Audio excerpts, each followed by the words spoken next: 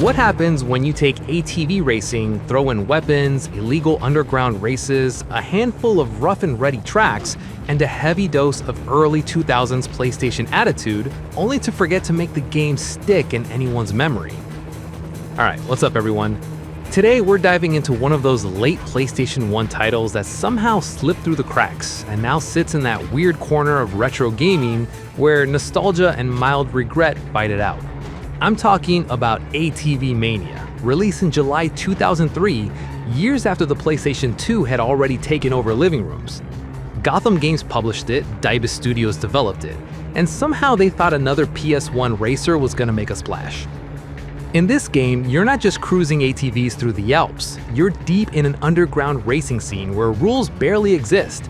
Winning means doing whatever it takes. That's the whole hook. And the game is all about this chaotic energy. You have 6 riders to pick from, each bringing their own ATV with a mix of stats, like speed, grip, and armor.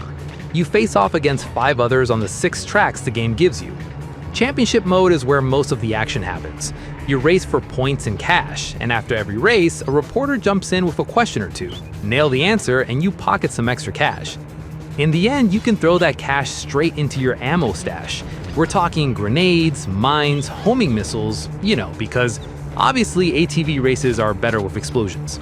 So if you're thinking Mario Kart or Crash Team Racing on 4-wheelers out in the mountains dodging trees and hurling bombs, you've basically got it. There's also single race and time attack if you want to squeeze in a quick session or chase your best lap. And if you have friends, there's the 2-player mode, just in case you want to launch rockets at someone you know. But honestly, let's get down to how this game plays in 2026. Handling isn't remotely realistic, it's pure arcade action, so forget about real ATV physics. You're bouncing like a pinball, grabbing power-ups, and trying to blast other racers straight off the trail. The ATVs show a bit of suspension and the riders flinch when you whack them, which is a cute detail in this arcade scene. The tracks are different enough to stop things feeling identical, but yeah, don't expect a lot of variety because the game is short. Now, the honest truth, ATV Mania is not what you'd call a polished game. It dropped right at the end of the PlayStation's run, and you can feel it. By 2003, the graphics looked pretty rough. The AI sometimes just wrecks you without warning. It all feels and looks cheap and less clever. And the worst part, the action can get repetitive fast. If you dig it up today, reactions are all over the place.